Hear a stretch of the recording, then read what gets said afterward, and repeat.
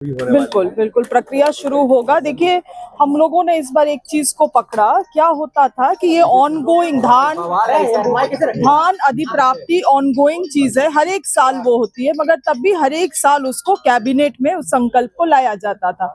इस बार हम लोगों ने संकल्प को इस तरह से ड्राफ्ट किया है कि हर एक साल उसको कैबिनेट में लाने का आवश्यकता अब नहीं पड़ेगा, जिसके वजह से जो देरी होती थी अब वो देरी अगले साल से नहीं होगा। इस साल का धान अधिप्राप्ति 15 दिसंबर से शुरू होने को है।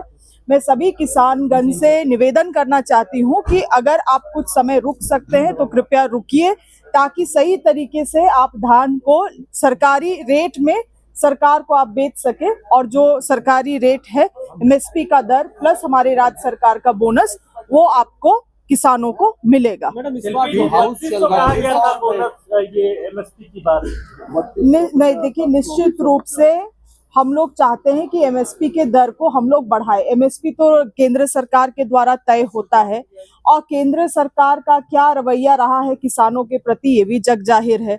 हम लोगों का प्रयास रहता है कि बोनस को, अतिरिक्त बोनस को हम लोग बढ़ा के उनका जो दर है उसको बढ़ाने का काम करें।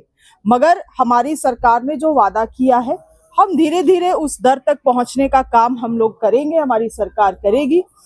किंतु बात ये भी उठता है कि आज देखिए सबसे ज्यादा समस्या कहाँ आती है कि किसानों को प्राइवेट में बिचौलियों को भी धान बेचना पड़ता है, क्योंकि जो स्टोरेज कैपेसिटी है किसी भी सरकार, चाहे केंद्र सरकार हो राज्य सरकार हो, स्टोरेज कैपेसिटी उतना नहीं है। तो कुछ हद तक, और धान इतना ज्यादा हुआ इस वर्ष, तो उनको बेचना ही बेचना है। यही जगह अगर केंद्र सरकार जो लगातार किसानों का मांग रहा है कि एमएसपी को अगर लीगलाइज कर देती, कि प्राइवेट में भी अगर आप खरीदिएगा तो सरकारी दर से ही खरीदना है, तो कितना भलाई आम किसान का हो पाता। मगर इन्होंने उस चीज को लागू नहीं किया है, क्योंकि ये व्यापारियों का, कॉरपोरेट का सरकार है केंद्र सरकार।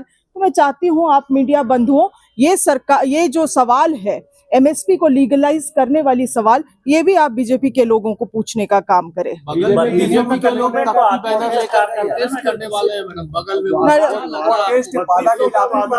करने वाले हैं। जब करेंगे तो हम लोग देखेंगे इनका काम क्या है। देखिए, हमको तो बड़ा तकलीफ होता है इन चीजों को देख के। कल भी कितने महत्वपूर्ण सवाल खुद यही लोग रखे थे, जनता से संबंधित सवाल, बीजेपी के लोगों का भी सवाल लगा हुआ था, मगर जब सरकार से उत्तर लेने का बात आया तो किस तरह से ये वेल में जाके हरकत करने लगे। हम लोगों को तकलीफ क्यों होता है? क्योंकि हम लोग भी माननीय हैं, हम लोग भी विधायक हैं। एक विधायक, एक संगठन अगर वैसा दल ऐसा बिहेव करता है तो हम लोगों पे भी सवाल उठता है, क्योंकि हम लोग भी विधायक हैं। इसीलिए कम से कम इनको ये समझ होनी चाहिए कि जब जनता का मुद्दा इस सदन में आता है तो कम से कम सरकार को उसका उत्तर देने दे, वाद विवाद होने दे।